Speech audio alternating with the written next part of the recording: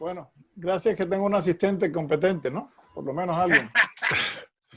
Primero que nada, quiero agradecerles a todos por su asistencia y principalmente a Alfonso y Henry por esta brillante idea de comenzar estas charlas y a todos los que han hecho las presentaciones previas que están levantando el nivel de la calidad de estas conferencias, que en mi opinión se ha hecho más por la filatelia en estos últimos semanas que muchos años juntos. Y el tema del que voy a hablar es pura marcofilia. Comencé a estudiar este tema hace muchas décadas cuando era joven y ahora ya tengo otro enfoque más en historia postal y menos en el cuño como tal, pero voy a tratar de enfatizar la historia postal de estas piezas y no solo el estudio de las marcas, que es una historia postal legítima, pero no es tan interesante, ¿no? En mi opinión, como otros aspectos de la historia postal. También quiero darle las gracias a los pioneros en el estudio de estas marcas, el doctor Fernando Camino, que escribió el primer artículo en el año 82, el amigo Ángel Menéndez, que escribió otro artículo en el año 87, y Aldo Salvatecci, que también escribió un artículo mucho de menos envergadura, solamente sobre las marcas, la marca España en Lima, pero de todas maneras despertaron mi interés en este tipo de material, ¿no? Brevemente, en la primera parte del siglo XVIII, el correo marítimo se conducía gratuitamente. A partir del año 1723 y de finales de octubre de 1764, no había cargos por el porteo de la correspondencia transatlántica. Sin embargo, esta correspondencia es rarísima, ¿no? Hay un puñado de cartas, la mayoría en la dirección de España o de Europa a las Américas, pero aún así todas son muy raras. Aquí tengo un ejemplo de una carta de la primera parte del siglo XVIII, enviada de Roma a Paraguay. Se trata de correspondencia jesuita enviada en el año 1738. Salió el 19 de abril y llegó en diciembre de 1739, un año y medio en tránsito, que no era nada poco usual en aquella época, ¿no? Entonces llegamos al año 1764. ¿Qué circunstancias existían y cuáles eran las condiciones que condujeron al establecimiento de los correos marítimos del Estado? Pues en el año 1763 llega a su fin la Guerra de los 7 años, que por cierto duró 9 años, en la cual España y Francia fueron derrotadas por Gran Bretaña. En aquella época el rey de España era Carlos III, un rey Borbón, que instituyó una serie de reformas administrativas y políticas radicales. Una de ellas, inmediatamente al finalizar la guerra, fue la creación de la Junta para el Establecimiento de los Correos Marítimos, en la cual se estudió qué hacer con el sistema de comunicaciones. Carlos III y sus oficiales de gobierno, especialmente el marqués de Grimaldi, realizaron que se dieron cuenta de que las comunicaciones eran de vital importancia para la corona y que no era conveniente seguir teniendo un sistema de comunicaciones fragmentado a manos de particulares, como eran los casos de los correos marítimos regionales. En aquella época había 4 principales correos marítimos: el de Perú, el de Nueva España, el de Guatemala y el último fue el de Cuba, que duró muy brevemente. Y se decidió abolir la institución de los correos mayores y crear una agencia, una entidad de correos marítimos que funcionaba bajo el correo central, la Real Renta de Correos, y finalmente se estableció los correos marítimos del Estado. A partir de octubre, las regulaciones se emitieron en agosto de 1764 Para fines de octubre todo estaba en pie para comenzar este servicio. Este servicio inicialmente se trataba de viajes mensuales entre La Coruña y La Habana, y posteriormente, en 1767, viajes cada 2 meses entre La Coruña y, bueno, se llamaba la Carrera de Buenos Aires, aunque en realidad los paquebotes, los buques de correo marítimo, paraban en Montevideo y el correo de Buenos Aires se llevaba en embarcaciones fluviales más pequeñas. Esta empresa fue muy costosa y como una manera de recuperar los gastos del establecimiento de los correos regulares, se establecieron nuevas tarifas postales para el correo marítimo transatlántico y el correo marítimo entre las colonias americanas, que no existían formalmente anteriormente, ¿no? Aquí resumo muy brevemente las tarifas que se mantuvieron fijas de 1764 hasta 1814 en reales de plata fuerte. La moneda usada en la América española era el real de plata fuerte, mientras que para asuntos postales en España, la que se utilizaba era el real de Vellón. El real de Vellón era de mucho menor valor que el real de plata fuerte. El real de plata fuerte era 2 veces y media el valor de real de real de Vellón. Aunque para asuntos postales la equivalencia era 2 a 1.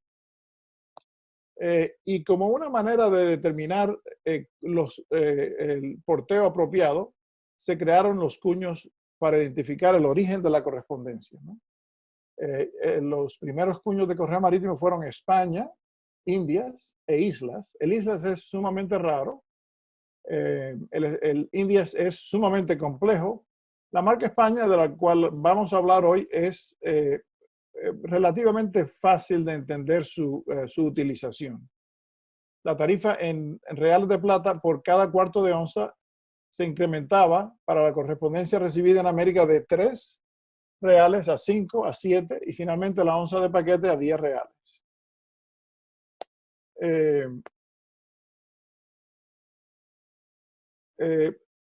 Las instrucciones iniciales indicaban que la marca España debía de aplicarse en la península, en España, a la correspondencia transatlántica de salida. En caso de que alguna carta no recibiese esa marca en España, se instruyó a las administraciones postales de los puertos de llegada en América que debían de aplicar la marca si la carta no la tenían. Se sabe mucho de estos cuños. Por ejemplo, fueron fabricados en bronce con mango de madera en Madrid en octubre, hacia octubre de 1764. El administrador de correos marítimos de La Coruña, que era la administración central de la península, José Antonio López, recibió 2 juegos de estas 3 marcas el 6 de octubre de 1764. 3 semanas más tarde, él mismo recibió otros 29 cuños adicionales, 10 de los cuales eran la marca España. Y de ahí, 24 de estos cuños fueron enviados al administrador de correos de La Habana, José Antonio de Armona, y 6 se le dieron a Antonio Loño, que era el administrador nuevo de correo marítimo en Puerto Rico, en San Juan, que estaba en La Coruña y salió con el primer paquebote hacia América, que paró en San Juan, saliendo el 1 de noviembre de 1764. Fue el Cortés el nombre del primer paquebote que hizo el recorrido transatlántico. El nuevo director administrador de correos marítimos en La Habana, que era la sede de los correos marítimos en América, José Antonio de Armona, tomó posesión de su cargo a principios de 1765 e hizo un inventario que se conserva todavía en el Museo Postal de La Habana, un libro enorme en pergamino. Y el inventario en marzo de 1765 menciona la recepción de los cuños y que había enviado 14 de esas marcas a otras administraciones postales en América, lo que no indica qué tipo de marcas fueron enviadas a cuáles administraciones exactamente, ¿no? En marzo de 1766, cuando se crea la administración postal de Nueva Orleans, que acababa de pasar a manos españolas, todo el territorio de Luisiana, el nuevo administrador de correos, Cayetano Badán, se entrenó brevemente con Armona en La Habana y se llevó 3 cuños con él a Nueva Orleans, 1 España y 2 Indias. También sabemos que a fines de octubre de 1764 se enviaron directamente desde Madrid 2 copias de la marca España al administrador de correos de Cádiz, Manuel Vázquez, que lo recibió el 2 de noviembre.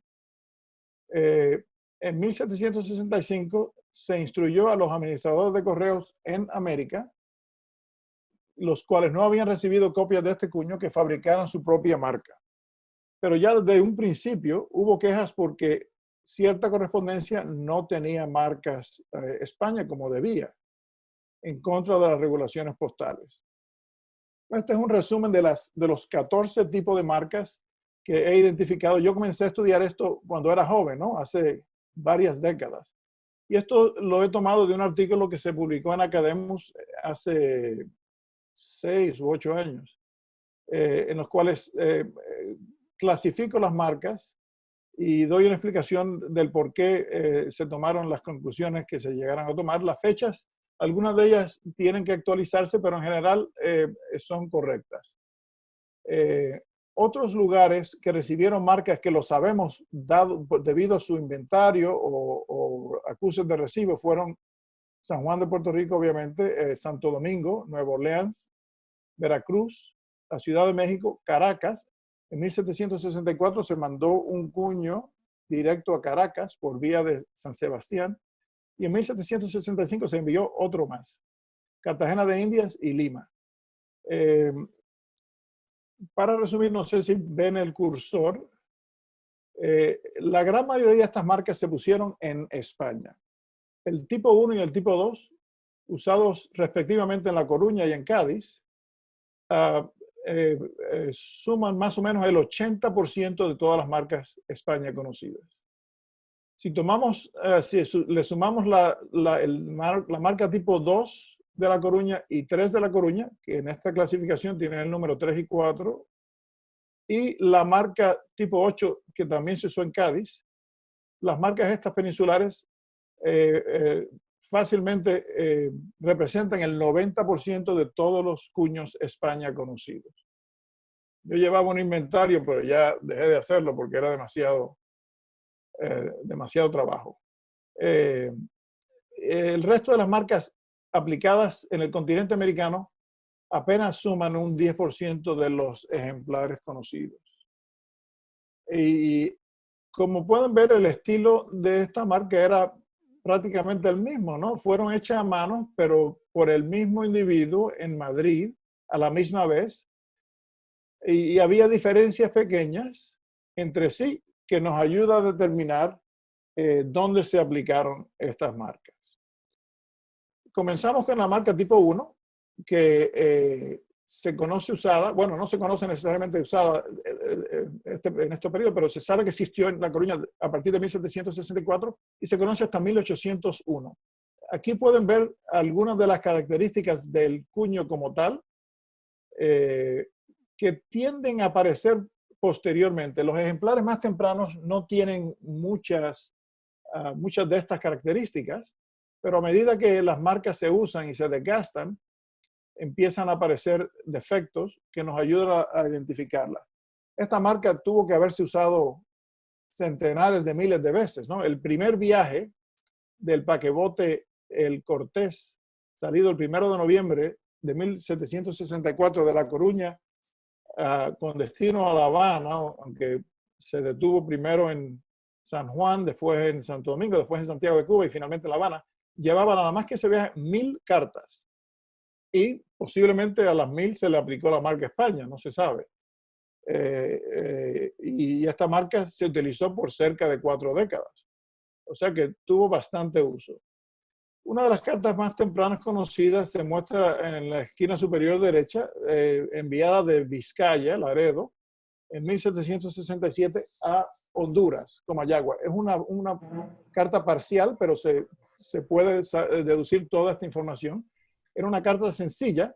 El porteo a pagar por el destinatario era 3 reales, como se puede ver aquí. Ese es un 3 escrito apresuradamente. y tiene la combinación de la marca de población de salida Vizcaya y la marca de correo marítimo España. Esto era bastante común. Hay docenas o quizás un centenar de combinaciones diferentes de marcas de poblaciones españolas con la marca España de La Coruña, el tipo 1. La carta de abajo es una carta de peso doble, tasada a 5 reales en su destino a Guatemala. Muchas de las cartas que pasaron por La Coruña tienen la indicación de la ruta, ¿no? La Coruña, Veracruz, Guatemala o Mayagua.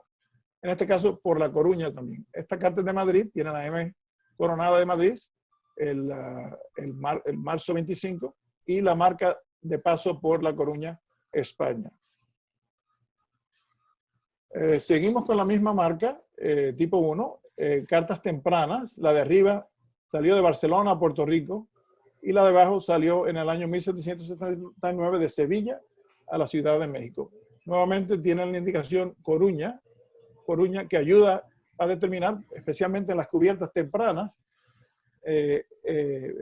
la probabilidad más alta de que el cuño se haya puesto en La Coruña.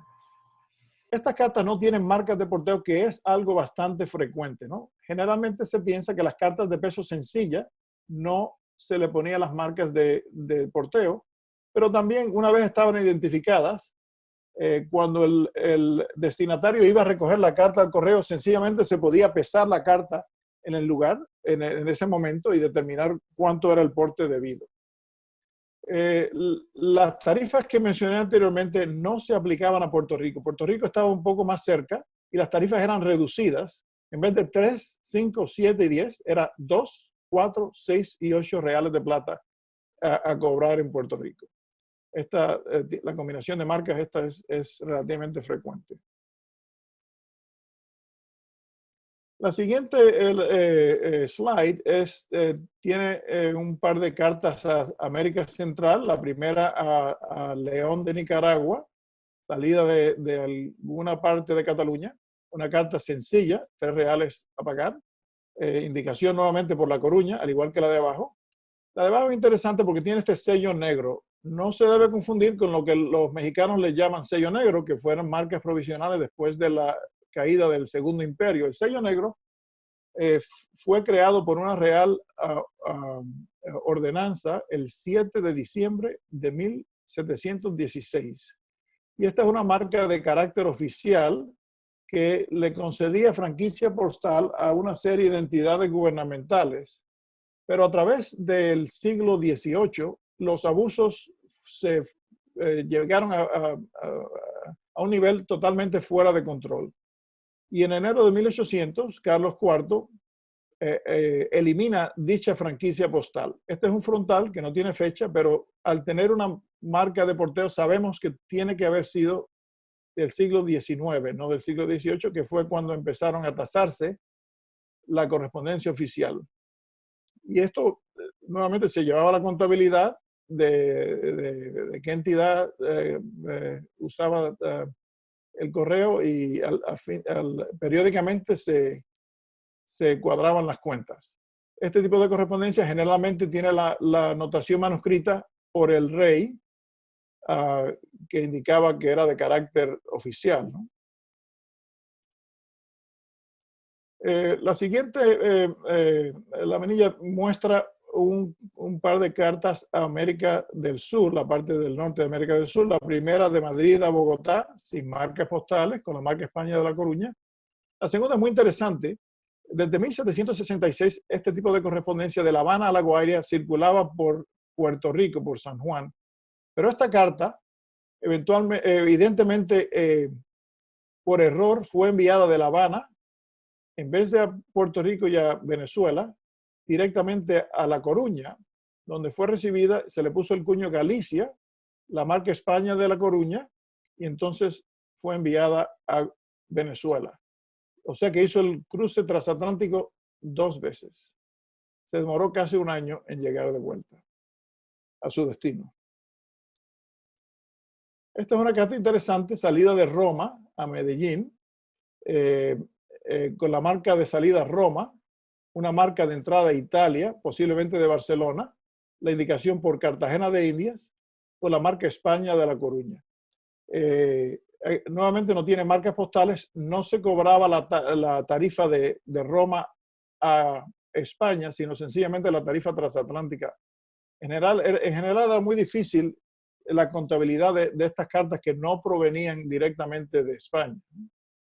Y la carta de la esquina inferior izquierda, dirigida a la ciudad de La Plata, en Bolivia, con la indicación por La Coruña, por La Habana, por Cartagena y por Paquebote.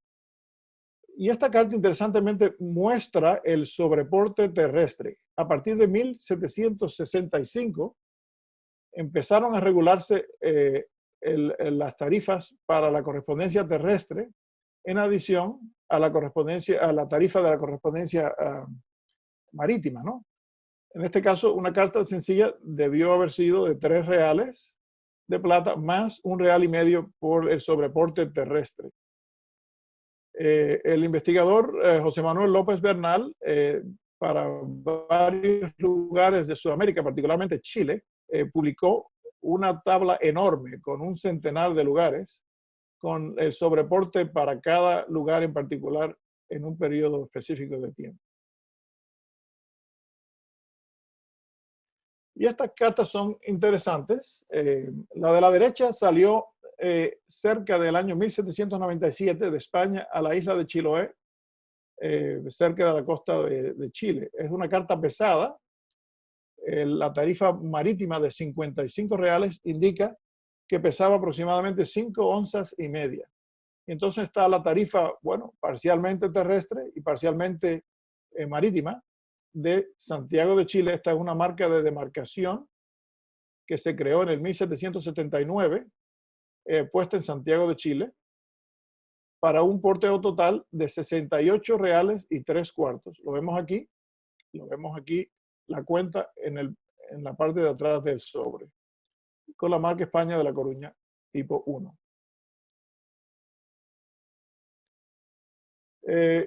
Un par de ejemplares más de cartas con la marca de La Coruña, indicando por La Coruña y Buenos Aires, una ruta diferente a la de la parte inferior por La Coruña y Cartagena. Ya aquí, como es finales del siglo XVIII, se empieza a notar los defectos más claros. Por ejemplo, la curva inferior de la P casi no toca el palo vertical. Como se ve aquí, un espacio entre la curva de la P y el palo vertical es una característica muy típica de la marca tipo 1 de La Coruña. Esta carta fue pagada de antemano, como ven por la X, algo que era sumamente raro en aquel entonces. Nuevamente, ejemplares de fines del siglo XVIII, está Montevideo y está Buenos Aires, con la P característica de La Coruña ya gastada, en la cual no se ve un espacio grande entre la curva de la P y el palo vertical. Esta salió de Pontevedra a Buenos Aires y esta de Villanueva y Geltrú hasta Montevideo. Y estos son ejemplos atípicos, pero no tan raros.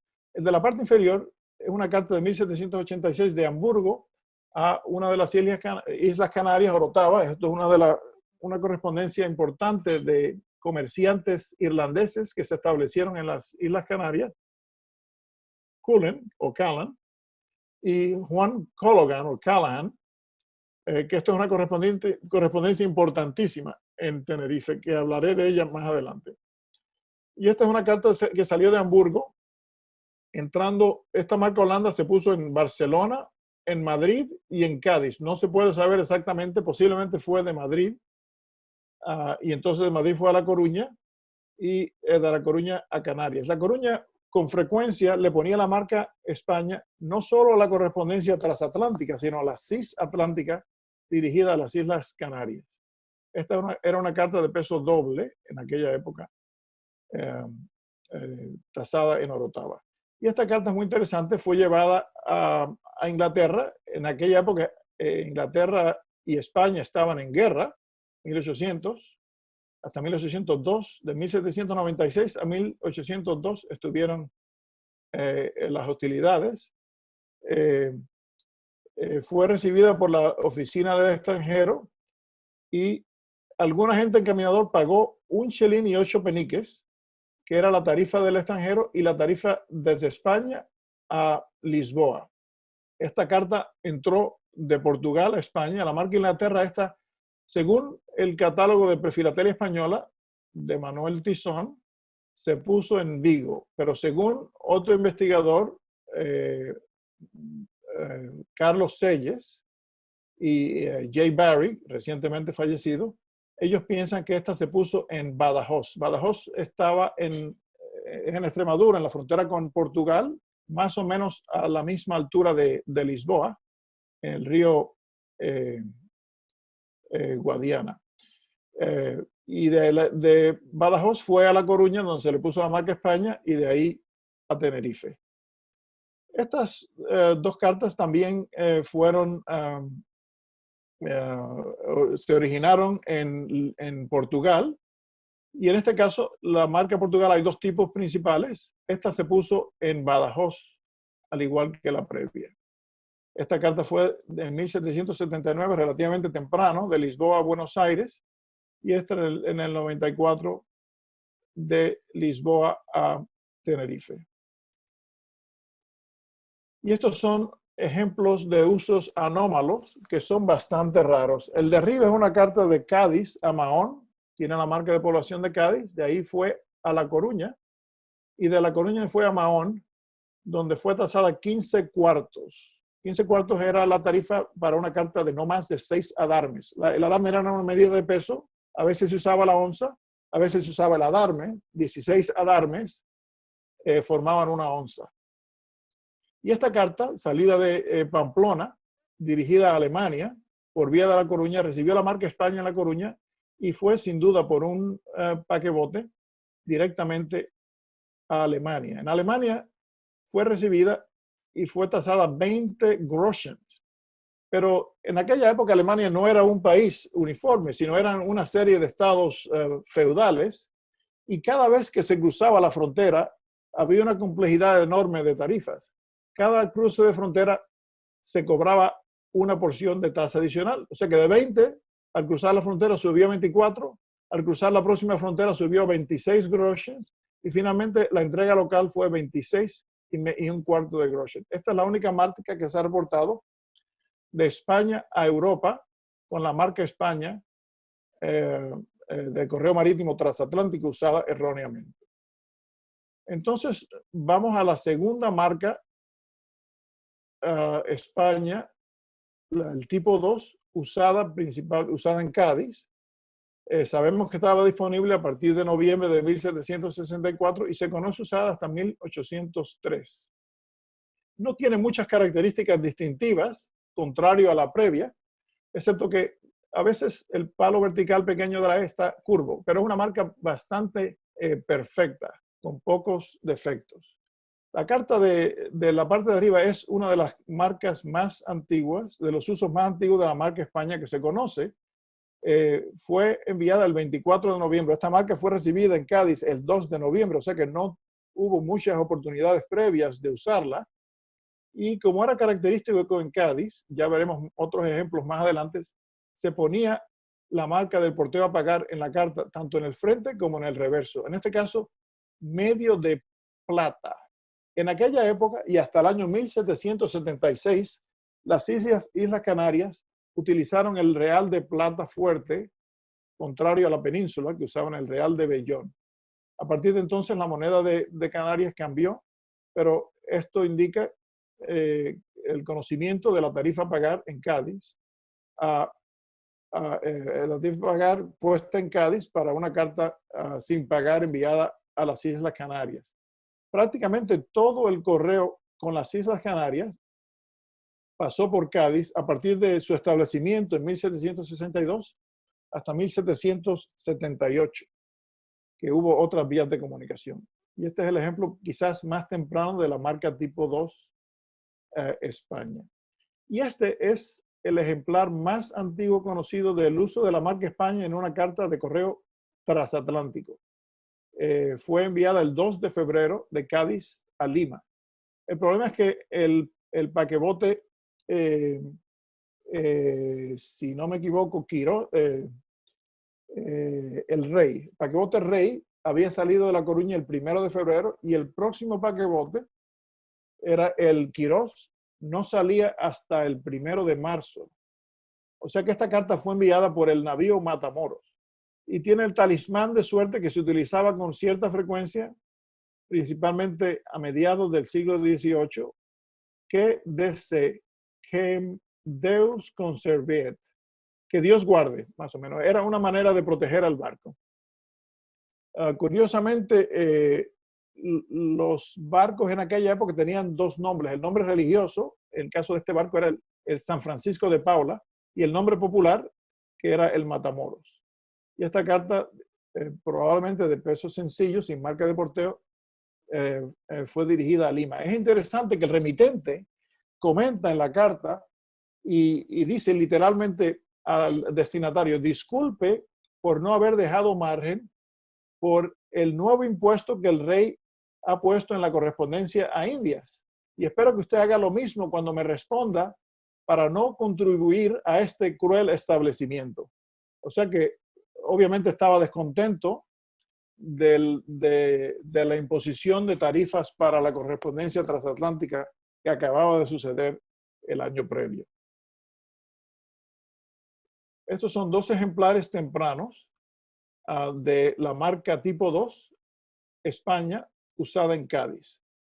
El de arriba es una carta de 1772, escrita en catalán, de Barcelona a Guatemala. De hecho, esta carta la vi en el año 1982 en una subasta de la IS, y yo no coleccionaba este tema en absoluto, pero me pareció tan linda la marca que decidí comprarla, y esto abrió la puerta para mi estudio de estas marcas y a empezar a coleccionar el correo marítimo colonial transatlántico en general. Y admito que no estoy seguro si esta marca fue la de Cádiz o no. La indicación dice por La Coruña, pero como tiene tanto exceso de tinta, es imposible determinar exactamente, a menos de que se sepa la salida del barco, que yo no la sé, dónde se aplicó. La carta de abajo es muy interesante. Fue enviada el 25 de septiembre de 1767 de Cádiz a Buenos Aires. Esta es la carta más antigua con una marca postal que se conoce, dirigida a lo que hoy en día es Argentina. Y como pueden ver, el color de la marca Andalucía Alta, España, y de la taza 3 de plata es en el mismo tipo de tintas, todas puestas en Cádiz. Está dirigida a don Manuel Basavilbaso. Manuel Basavilbaso fue el administrador de correos de Buenos Aires entre el año 1772 y 1794, cuando murió llevando a cabo su oficio. Su padre, Domingo de Basavilbaso, fue el primer administrador de correos de Buenos Aires después de la abolición del oficio del correo mayor, comenzando en 1768 hasta 1772, cuando su hijo tomó cargo de ese puesto. Y esta fue enviada en la carrera de Buenos Aires, comenzó en noviembre de 1767, aunque hubo un viaje preliminar de prueba, me parece que en marzo de 1767. Déjeme ver si el viaje lo hizo el paquebote El Príncipe, como un viaje de prueba.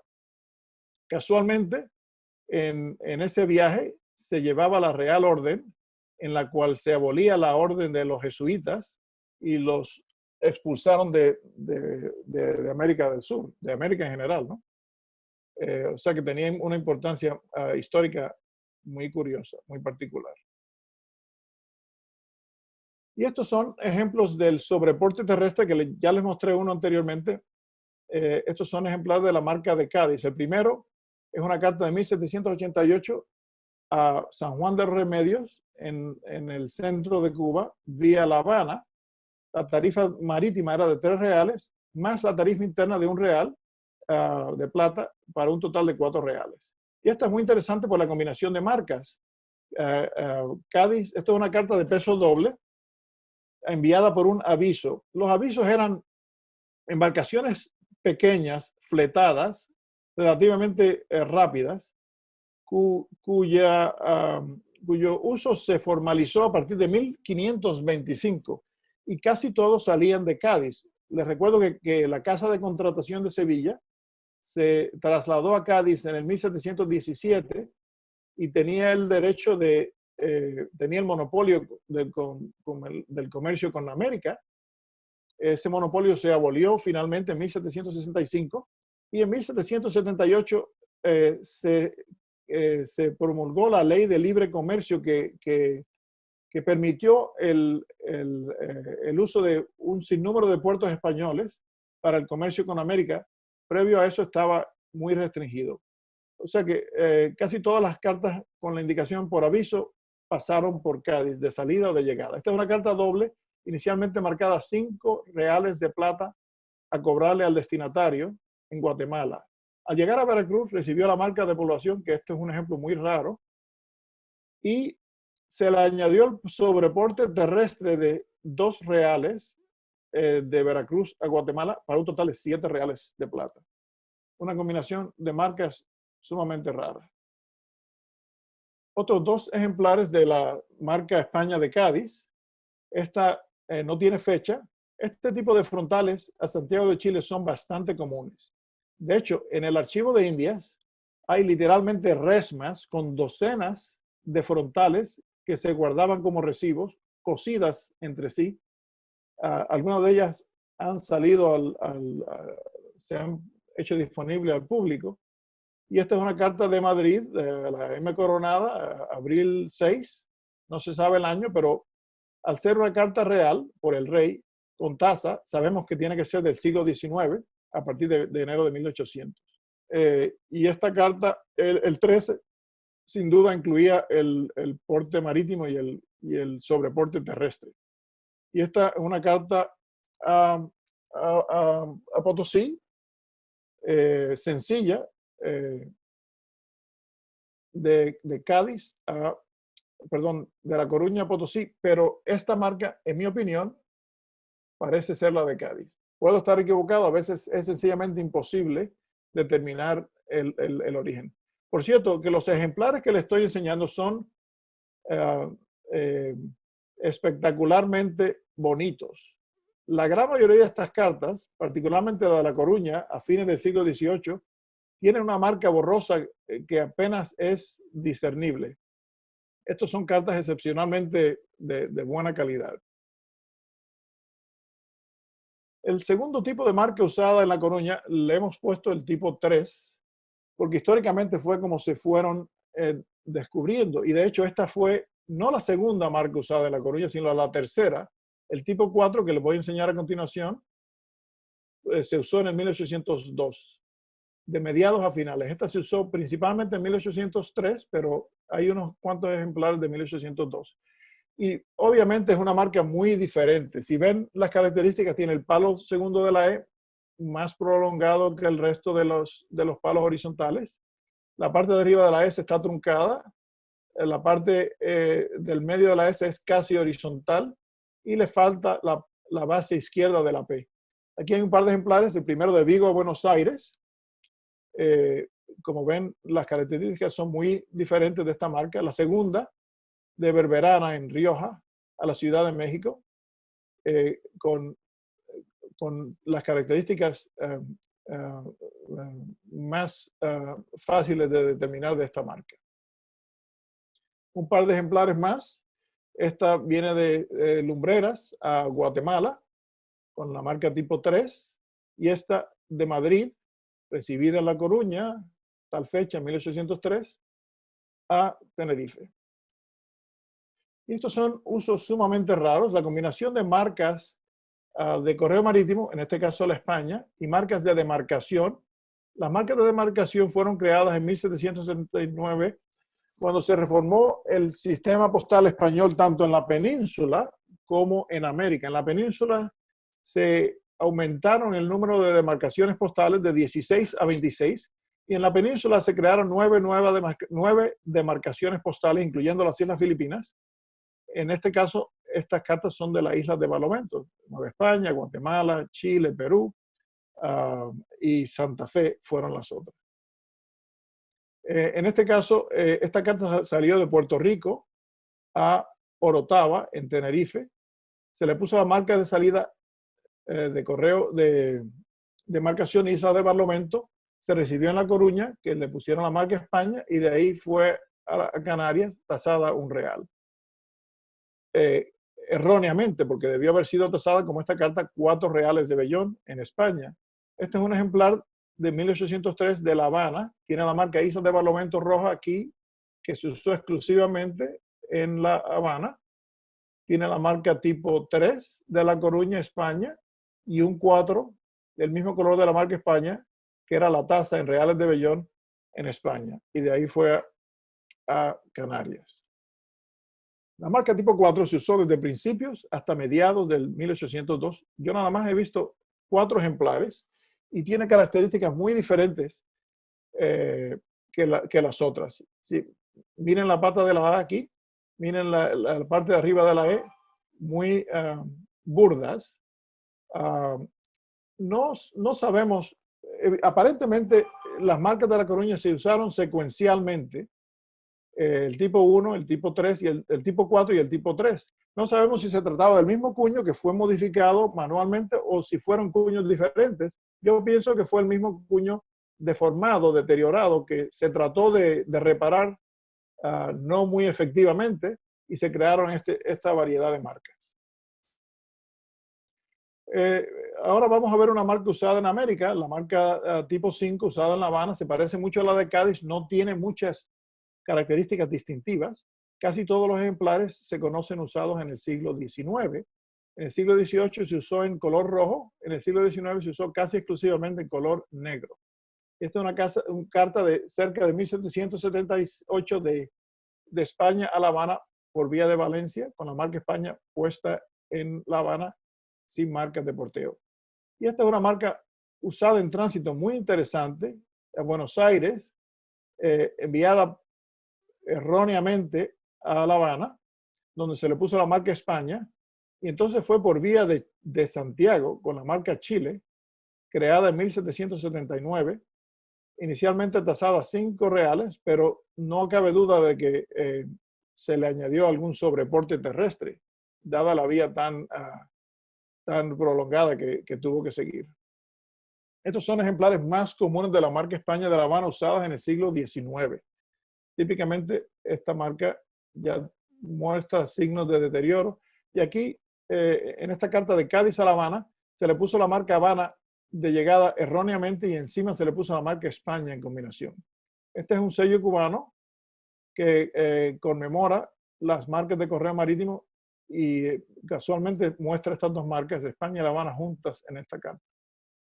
Entre 1827 y 1851, en La Habana operó una empresa particular que se llama se llamaba la Empresa Mercantil de Correos Marítimos, que tenía una oficina en el Correo de La Habana y tenía derecho a los cargos postales de la correspondencia de llegada. Se conoce un ejemplar de esta marca usada en combinación con la marca E de la empresa, indicando que fue manejada por la empresa. Esta carta evidentemente fue recibida de un buque fletado por el correo, Mercantil Vigilante, por lo que se le puso la marca del correo y no fue manejada por la empresa de correos marítimos. Ese es otro tema un poco largo que no voy a abordar con detalle. Si tiene alguna pregunta, se las podré contestar más adelante. Y estos son ejemplos muy interesantes de correspondencia recibida en Cuba, inicialmente en un puerto que no fue el de La Habana, que aparentemente era el único que tenía la marca España.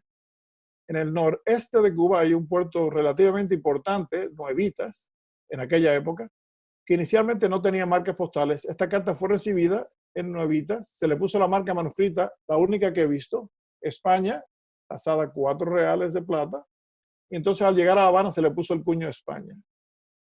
Posteriormente, en Nuevitas se le dio una marca de población y en este caso fue recibida en Nuevitas, tasada 4, y entonces al llegar a La Habana se le puso la marca España ya bastante desgastada. Esta marca se conoce usada hasta 1840, o 39 de hecho. En el 1840 se crea otro tipo de marca usada en Cuba relativamente rara, se usó por un periodo breve de 4 años y medio, inicialmente en negro, como ven este ejemplo de Barcelona a La Habana, y posteriormente en rojo. Y esta es la marca de Buenos Aires. Algunos coleccionistas del Cono Sur estarán muy familiarizados con esta marca. Sabemos muchos detalles de esta marca. Esta marca fue hecha por Manuel Luis del Nacimiento, un orfebre, que fabricó una serie de marcas regionales, ¿no? Tanto de Uruguay como de la actual Argentina. Y existe un recibo firmado por Domingo de Basavilbaso el 7 de septiembre de 1770, en el cual le paga 28 reales a Manuel Luis del Nacimiento por la fabricación de la marca España en plata. O sea que sabemos exactamente cuándo estuvo disponible. A partir de entonces, las marcas de la región empezaron a hacerse no en plata, sino en bronce. Esta marca generalmente se puso en rojo. Casi todos los ejemplares son del siglo XIX. En este caso, es un uso muy temprano del año 1788 en una carta de peso triple de España a Lima, con una carta de no más de 3/4 de onza. Y esta es una carta sencilla a Montevideo, tasada 3 reales de plata a su llegada. No sé si Walter tiene este sello, le falta para su colección de correo marítimo este sellito.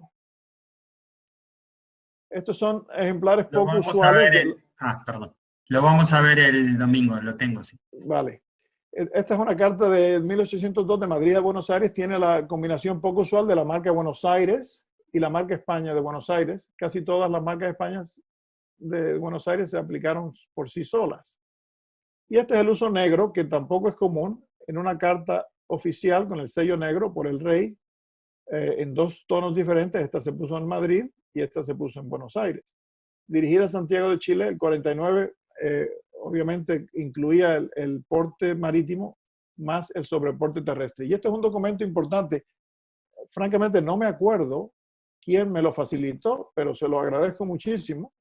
Es un documento que incluye 1771, esta marca fue creada en 1770, una relación de la correspondencia de España recibida en Buenos Aires y enviada a Santiago de Chile, firmada por el administrador Domingo de Basavilbaso y Cayetano Badán.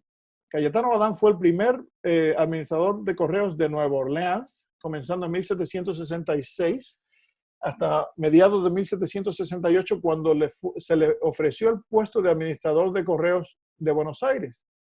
Pero cuando llegó, por algún motivo no se lo dieron a él, sino a Domingo de Basavilbaso, pero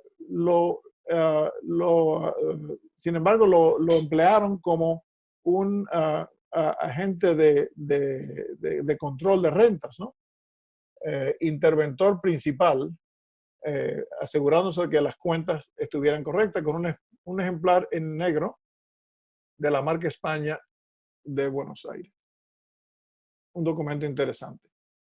El segundo tipo de marca de Cádiz, enviada directamente desde Madrid, recibida en noviembre, no se clasificó como una marca diferente hasta recientemente. Y cuando nos ponemos a ver los detalles, se puede ver claramente que tiene la A torcida, o, para que nuestros amigos mexicanos entiendan, tiene la pata de la A izquierda chueca. ¿Okay? Y esta carta tiene la fecha 1764, pero no tiene el mes. Nuevamente, uno de los ejemplares más tempranos que se conoce. Enviado de Madrid, esta marca hasta entonces se conocía usada a partir de 1766, de Madrid a Canarias, correspondencia oficial con franquicia postal. Un ejemplar excepcional. Y esta marca es de 1782 de España a Lima, por vía de Cartagena de Indias. Además de la pata chueca, con frecuencia el centro, el medio de las letras A está relleno de tinta, y a veces la parte inferior de la S y de la E. Veremos más adelante un par de ejemplares más. Esta es una carta muy temprana de España a Buenos Aires, puesta en Cádiz con la pata torcida, con la marca de porteo a pagar en Buenos Aires, 3 reales de plata, que típicamente se usaba en Buenos Aires. Y este es uno de los pocos ejemplares de esta marca que yo conozco en tinta negra, sin fecha dirigida a Guatemala. El 4 y el España son de tonos diferentes. Este se puso en Guatemala y esta se puso en Cádiz. Y este es un uso anómalo de la marca España. Again, esta carta fue enviada en 1800 de Veracruz a Valencia por un aviso. Como les dije anteriormente, estos pasaban casi siempre por Cádiz, con la marca España impuesta en la recepción en vez de la salida por error. De hecho, debido a esto, se tasó erróneamente la tarifa sencilla de España, de Veracruz, de México a España, o Nueva España, no existía México entonces, era de 6 reales.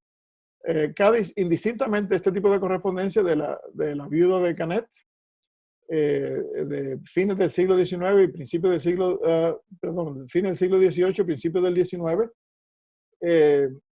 indistintamente tienen la marca Indias, Islas de Barlovento, Nueva España y en este caso España. O sea que Cádiz no se preocupó mucho por el tipo de cuño que le ponía las cartas. Pero hay que tomar en cuenta que a veces se recibía una valija de correspondencia o cajas de correspondencia con miles de cartas que tenían que procesar casi inmediatamente. O sea que tenían que trabajar a un paso sumamente acelerado para procesar este tipo de correspondencia, por lo cual hubo muchos errores. Y este es el uso más tardío de una marca España usada en la península que se conoce, 1819. Prácticamente a principios del siglo XIX, La Coruña y Cádiz dejaron de utilizar la marca España. Y obviamente, a partir del 24, por ahí, casi no se utilizaba esta marca, ya que la correspondencia de América, excepto por Cuba y Puerto Rico, era correspondencia extranjera. Nuevamente, las características de esta marca con la A rellena, la P rellena, la S rellena. Y esta es una carta interesante. Inicialmente pensamos que podía haberse puesto en Cartagena de Indias, pero no.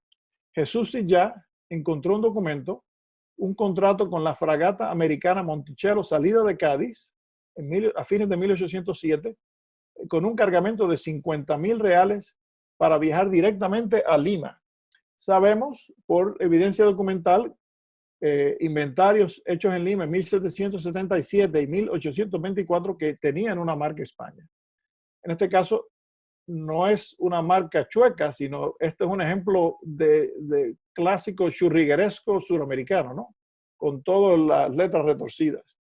Obviamente esta marca se deterioró mucho, pero pudo haber sido una de las marcas iniciales fabricadas en Madrid en 1764. Es el único ejemplar conocido. El doctor Camino la reseñó en 1982, mencionando que tenía un marco, pero yo no pienso que sea un marco, sino fue el borde desgastado que dejó una impresión parcial.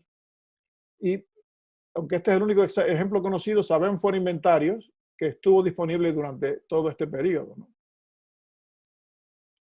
Y esta es una marca muy rara, se conocen 4 ejemplares, uno en negro, uno en azul, uno en rojo y uno en verde. Este es el ejemplo más tarde conocido usado en Santiago de Cuba, enviada a fines de 1852, recibida a principios de 1853 en Santiago de Cuba. Le llamamos el tipo 10. Y esta marca pensamos que fue usada en Guatemala, se conocen como 4 ejemplares.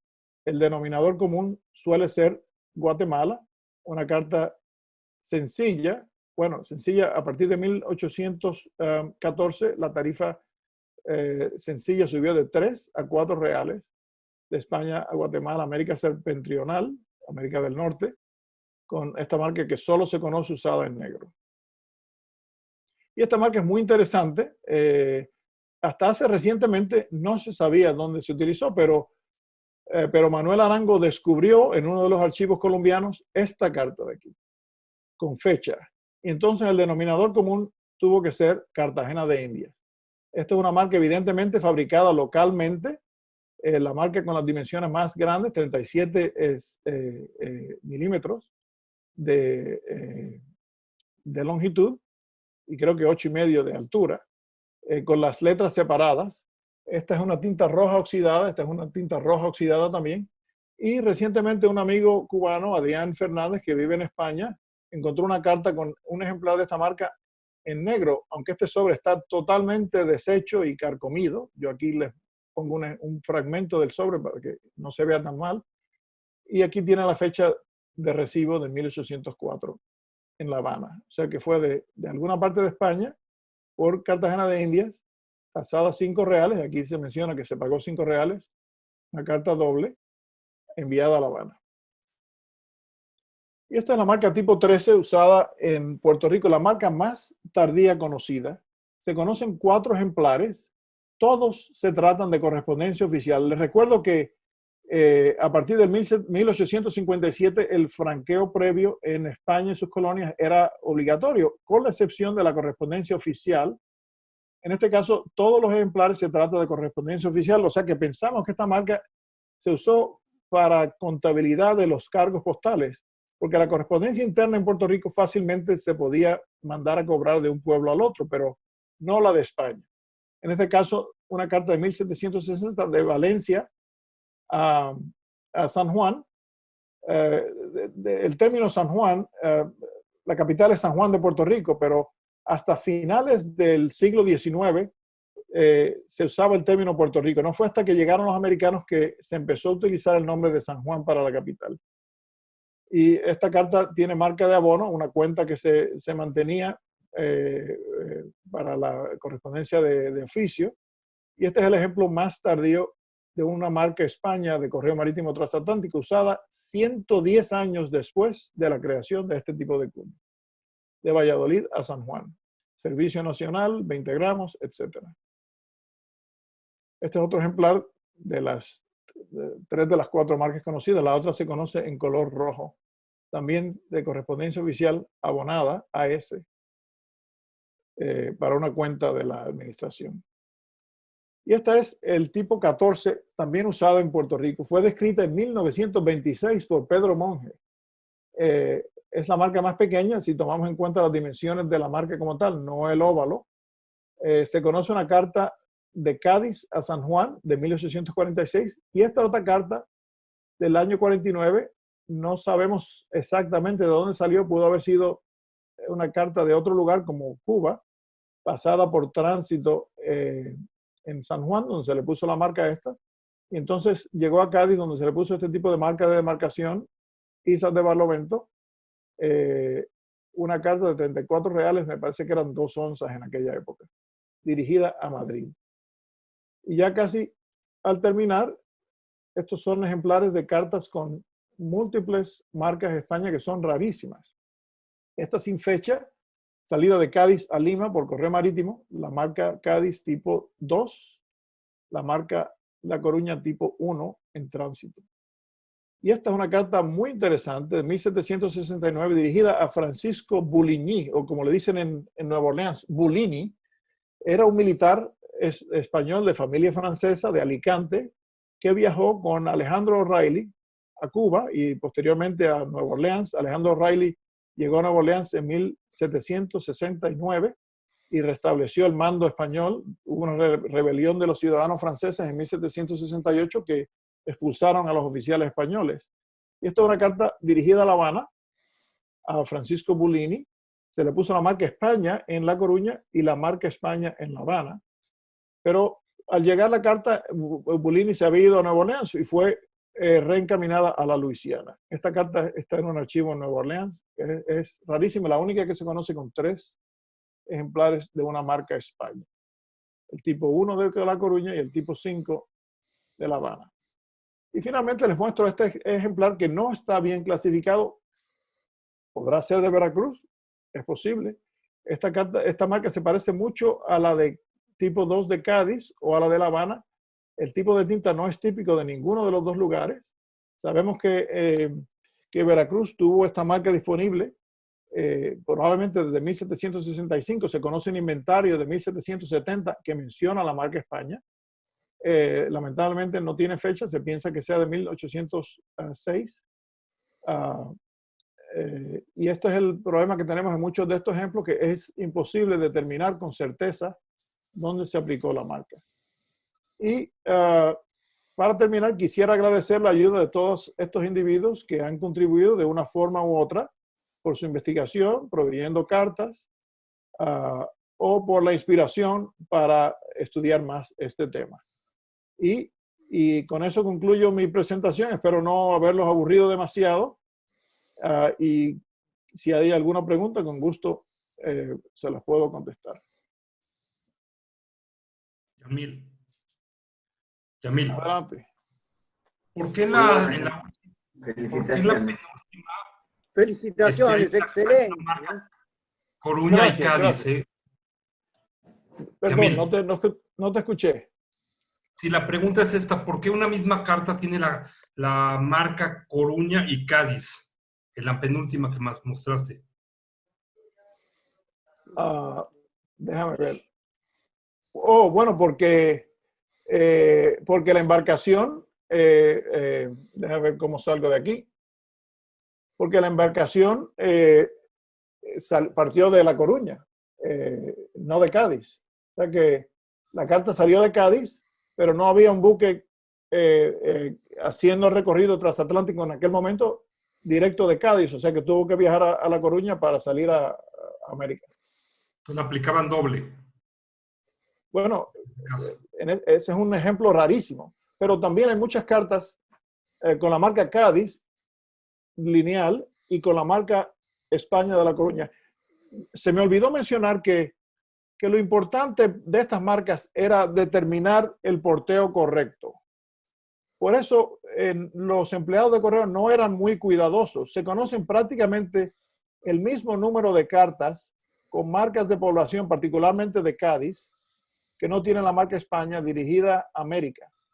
O sea que lo importante era identificar que venía de España, ya sea con la marca España, con la marca Cádiz o La Coruña o Madrid. No les he enseñado ejemplos de esas cartas, pero hay muchísimas, quizás tantas como las cartas con la marca España, porque lo importante era la tasa correcta, ¿no? Determinar el porteo correcto de la carta.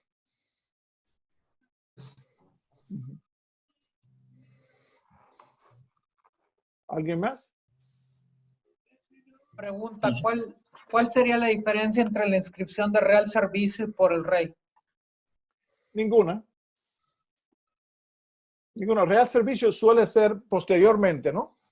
O cartas internas que no salen directamente de Madrid, ¿no?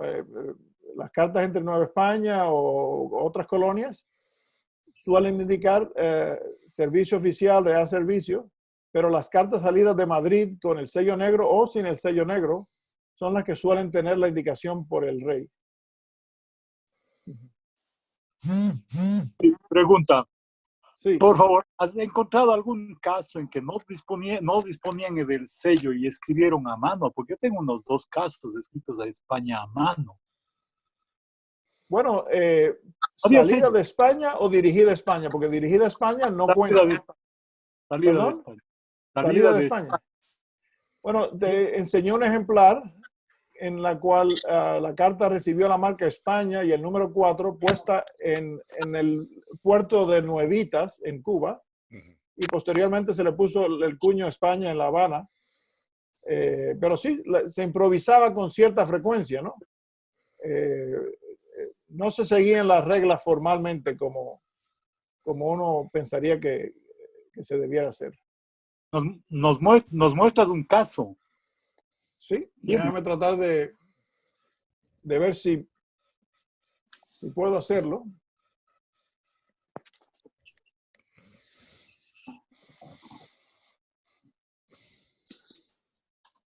Un momento, por favor.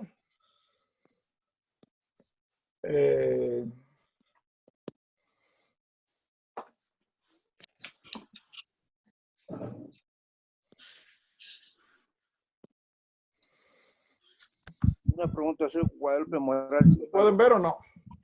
Sí. Porque yo no lo veo. ¿Pueden ver el sobre o no? Sí, el sobre La Habana, tipo 5, todo Y eso. aquí viene España 4 manuscrito. España 4. Este es un ejemplo que he visto. Pero no he visto muchos, ¿no?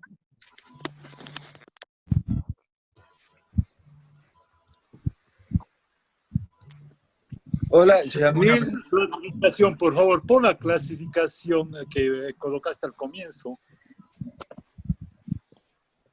Buenas noches.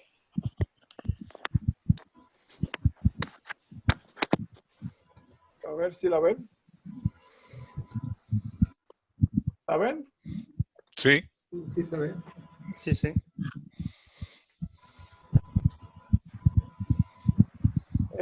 Bueno, esto va a estar disponible, ¿no? En mi oficina, Henry. Sí, todo va a estar disponible, toda la presentación. Y esto también está en un artículo que lo pueden ver en el internet. Si van a la Real Academia Hispánica de Filatelia,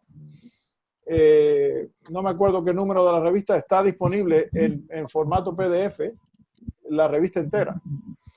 Creo que del 2014 fue que salió este artículo. Ha habido correcciones desde entonces, pero te da una idea en general de la clasificación, ¿no? Hola, Yamil, ¿cómo estás? Pablo Reim de Buenos Aires. Hola, Pablo. Buenas. Ahí le saqué 2 fotos a 2 cartas que tengo con el España dirigidas a Buenos Aires. Uno es una España pequeña y otro es una España grande. Bueno, la pequeña me imagino que sea la de Buenos Aires, que tiene las letras más o menos inclinadas hacia la izquierda, ¿no? Sí, las tienen inclinadas y la ñ en las 2 o 3 cartas que tengo de Buenos Aires está duplicada, está puesta, ahí te saqué una foto, una es hermosa, como si vos, están las 2 ñes, los 2 tildes arriba. Bueno, pudo haber sido una doble estampación, ¿no? No, es una sola, porque tiene 2 tildes. Yo tengo 2 cartas, a ver, 2 cartas, 3 cartas, la España pequeña, que debe ser la de Buenos Aires de salida, o de llegada, mejor dicho, que tiene la doble ñ, entonces en la que vos hiciste hay una sola ñ. Fíjate en la foto que te mandé que está muy bueno, y no es doble estampación, porque en todas sale así. Vale. Bueno, la veré y te daré mi opinión. Sí, está interesante el tema ese. La doble ñ se refiere a esa segunda tilde después sobre el punto. Oh, ok. Sí. Hay un tilde arriba de la N y un tilde arriba de la A, pero se repiten las 3 cartas que yo tengo. Sí. En las otras 2 no está tan bien impresa, ¿no? Sí, eso me parece que es el marco del cuño. Sí. Puedes ver aquí, parece que tiene un marco, ¿no? Y es sencillamente la cantidad de tinta, la fuerza con que se aplicó, la superficie sobre la cual se aplicó, todo eso influencia, ¿no? En el tipo de estampación. Estudialo porque es el tilde que está repetido, es bastante Muy bien, claro. con mucho gusto, sí. Y te voy a mandar ahora la foto de las otras 2 que tengo también, así muchas lo puedes gracias, ver. sí. Solo que no se ve tan bien. Yamil, tengo una pregunta, si es posible. Sí, cómo no. La carta de que va de España a Montevideo tiene la marca de Buenos Aires, de España, que como bien decís, se ponía a la llegada cuando no se ponía la marca España mismo en el puerto de salida. Ahora, si en esa época las cartas iban directamente primero a Montevideo y de ahí a Buenos Aires, ¿pensás que fue a Buenos Aires porque no tenía la marca España o porque el paquete venía, no sé, con otras cartas a Buenos Aires mezclada y después la mandaron a Montevideo? Nunca supe bien por qué puede haber pasado eso. Se preparaban valijas, ¿no? Hay documentación exacta. Por ejemplo, el primer correo transatlántico salido el 1 de noviembre de 1764, había 4 valijas separadas. Una para San Juan, que incluía la correspondencia de la isla Margarita, Caracas, etc. Una para Santo Domingo, una para La Habana y otra para Nueva España. Y de ahí para ser encaminado. O sea que esas valijas selladas no se abrían en tránsito. Me imagino que lo mismo pasaría en Montevideo. Llegaba el correo con una valija rotulada para Buenos Aires y se encaminaba sin abrir y sin marcar. Sí, está bien, debe ser eso. Buenas noches, ¿le puedo hacer una pregunta? ¿Cómo no? No te oigo bien. Soy Guadalupe Morales Grifaldo. Sí. ¿Se conocen portes corregidos? ¿Perdón? ¿Se conocen portes corregidos? Sí, muchos. Ok. Y, Porque es por importante ejemplo, también. déjame ver si te enseño.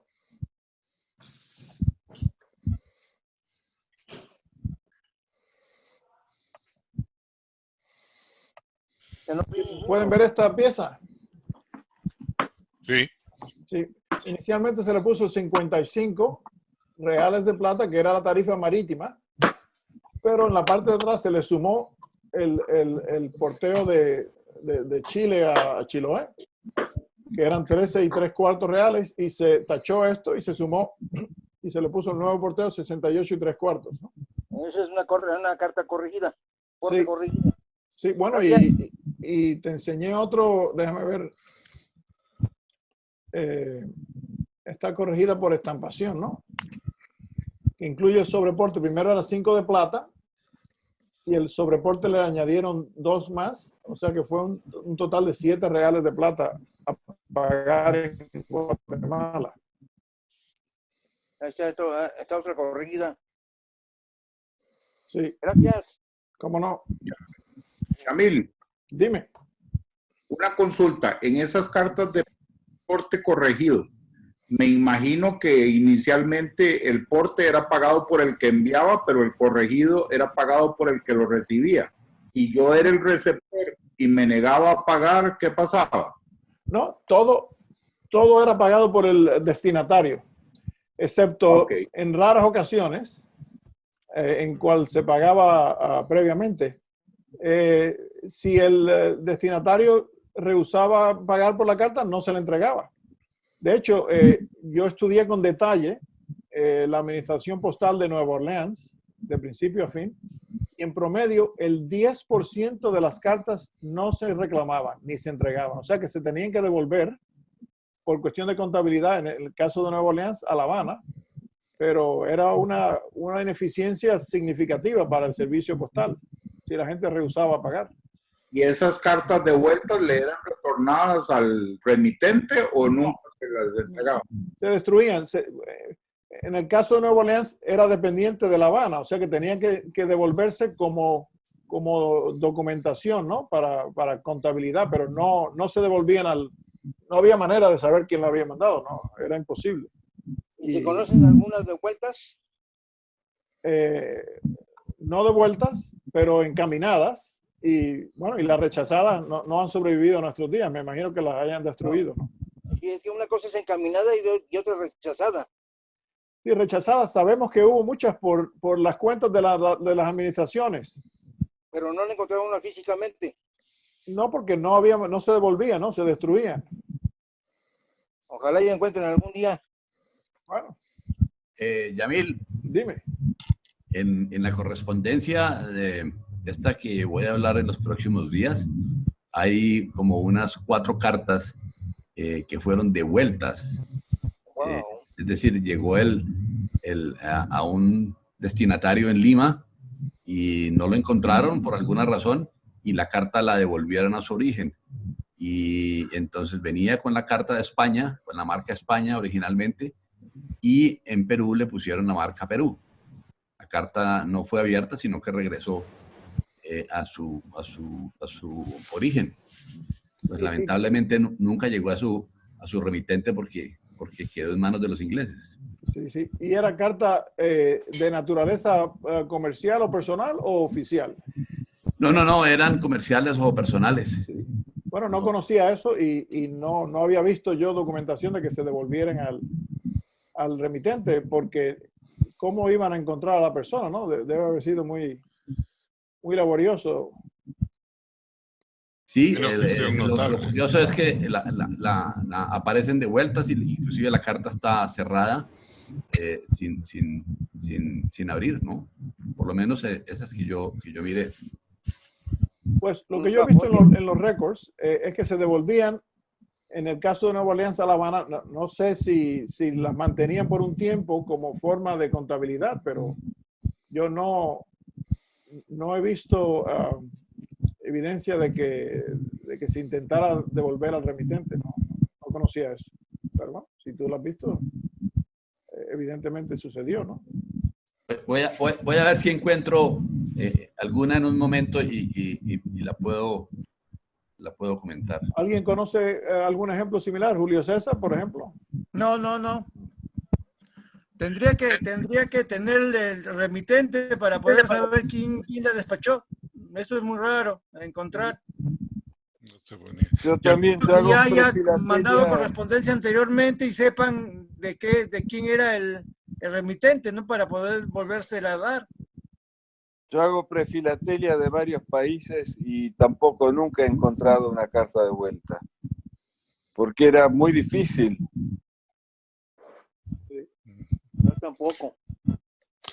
Yamil, una consulta. ¿Cuál era la ruta hacia las Filipinas en esta época? ¿A través de México o por otro lado? Principalmente a través de México, por el Pacífico, por San Blas, posteriormente por Acapulco, Mazatlán,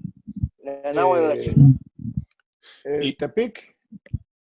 Pero bueno, por siglos el galeón de Manila hasta prácticamente principios del siglo XIX. Sí. Y esas cartas que salen de España a Filipinas llevan una marca de estas de La Coruña y de Cádiz, más otra marca España del puerto que salen de México, ¿o ya no? Yo no he visto cartas con la marca España a Filipinas, fíjate. Aunque en teoría pudo haber existido, generalmente una marca era suficiente, ¿no? Como te dije, el propósito era determinar el origen para aplicar la tarifa correcta. Por eso hay muchísimas cartas que no tienen la marca España y sencillamente tienen el nombre de la población española. Pero a Filipinas no he visto ninguna España. No sé si alguien haya visto alguna aquí en la audiencia. No. Curiosamente, hay cartas de Filipinas a España en la cual se expresa el porteo a pagar en España en reales de vellón, ¿no? Hay marcas que dicen 4B y 8B, al igual que las de Cádiz que dicen 3P, 5P, 7P, etc. Yamil, dime.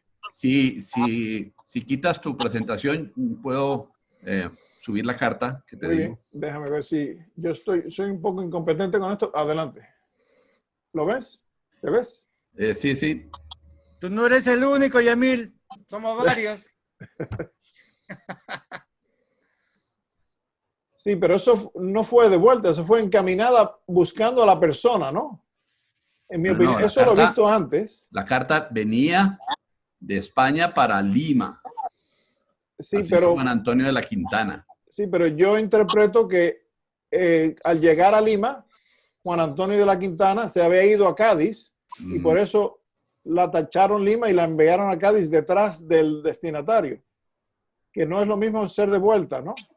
Y esta España es de La Coruña, no de Cádiz.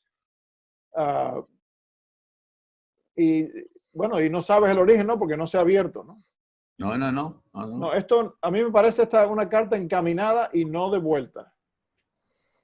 Pues hay varias así. Hay varias así. Yo he visto bastante correspondencia, no necesariamente con la marca España, en que la carta sigue al destinatario. La enviaron a La Habana, no estaba en La Habana, la enviaron a Veracruz, no estaba en Veracruz, la enviaron a México, hasta que finalmente dan por el destinatario, ¿no? Pero es más que nada una encaminación y no una devolución, en mi opinión, ¿no? Déjame compartir esta otra vez.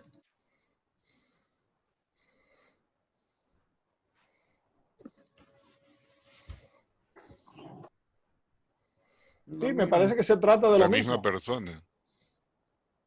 No. Es al señor Joseph Lobato, no diferente. Sí, bueno, pero se trata del mismo ejemplo. Esta España sí me parece que es de Cádiz, pero mi interpretación es que Joseph Lobato no se encontraba en Lima y pensaban que estaba en Cádiz y la mandan para Cádiz. ¿Y sabes el origen de la carta? No, tampoco. No tiene. No, tampoco. porque bueno, especialmente la carta previa que me dice que está cerrada, está sellada. Sí. ¿Por qué la mandaron a Cádiz y no a otra parte de España? Tenían que saber quién la mandaba si fuese sido una carta de vuelta. Seguramente el barco iba para Cádiz, entonces por eso la despacharon a Cádiz, supongo yo. Es muy difícil. Mi interpretación es que esto es una reencaminación y no una devolución.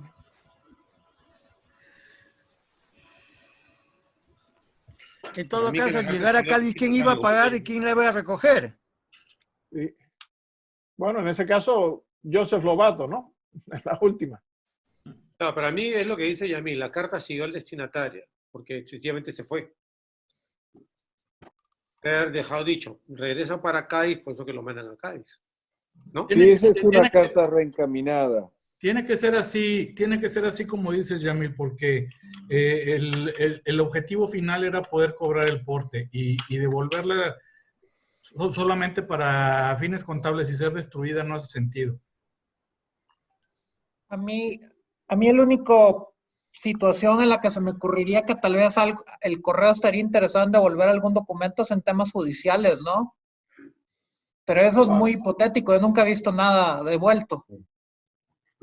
Pero mandaban los documentos, no llegaban y se mandaban de vuelta al tribunal que los había enviado, ¿no?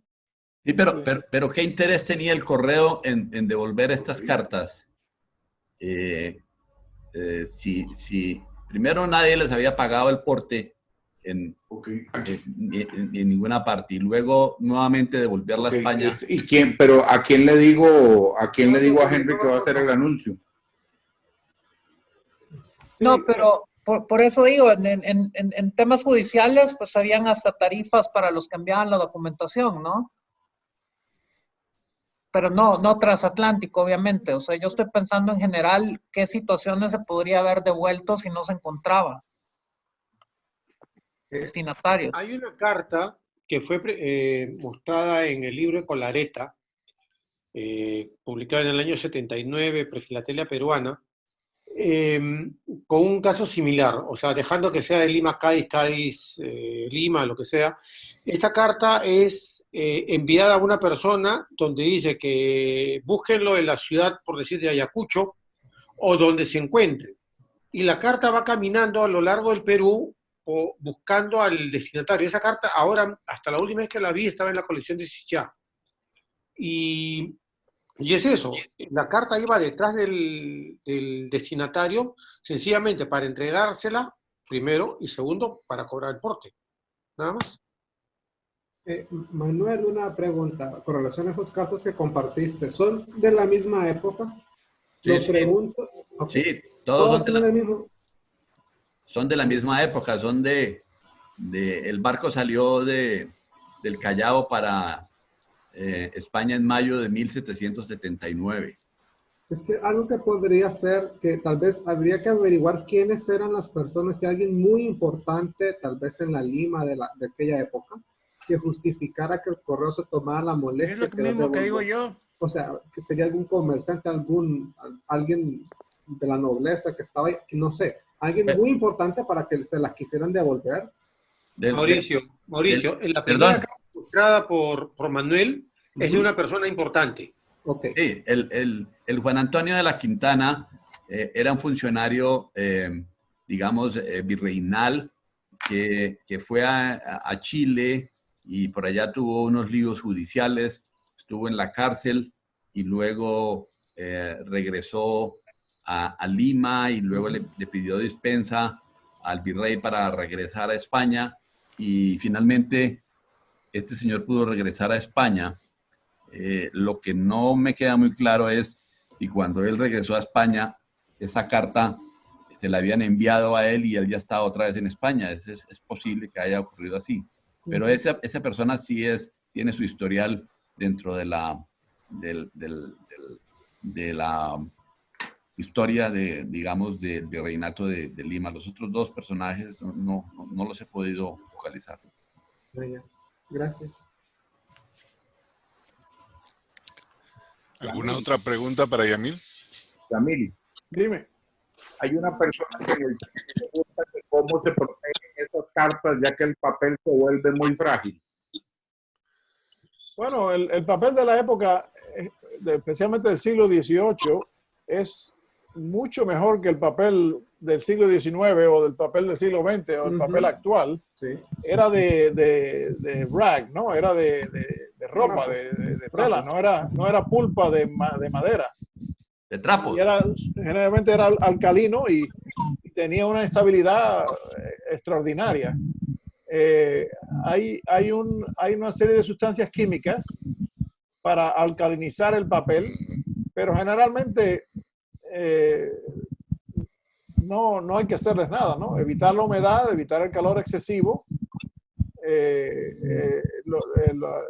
La sustancia para alcalinizar se llama archival mist, pero yo no creo que sea necesario en la mayoría de las cartas del siglo XVIII, a menos de que veas que la tinta se está comiendo el papel. En ese caso sí es una prueba, es una evidencia de acidez.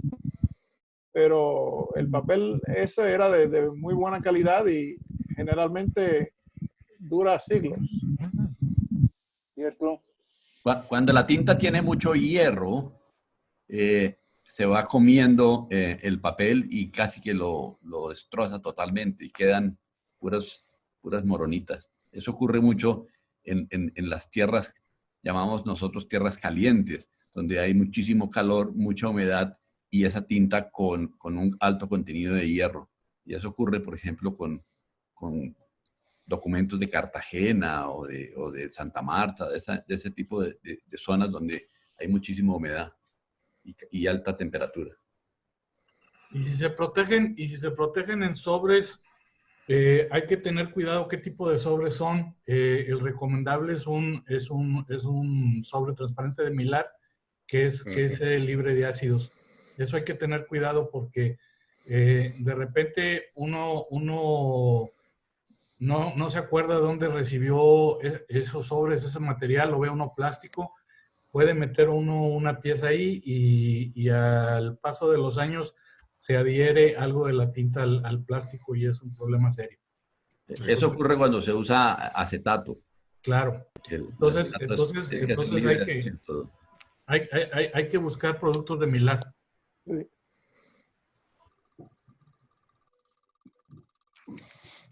¿Alguna otra pregunta para Yamil? Yo veo a Juan Manuel Moreno moviendo la boca, pero tiene el micrófono cancelado.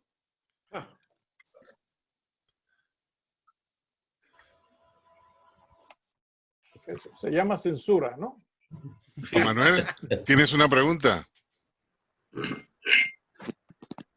No se le escucha. No se escucha. Juan Manuel, ¿tienes alguna pregunta?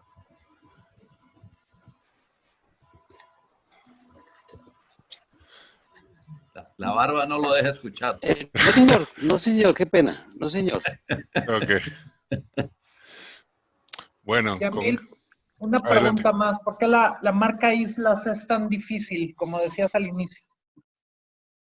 Bueno, en manos privadas se conocen que 5 o 6, ¿no? Hay algunas en el archivo de Indias,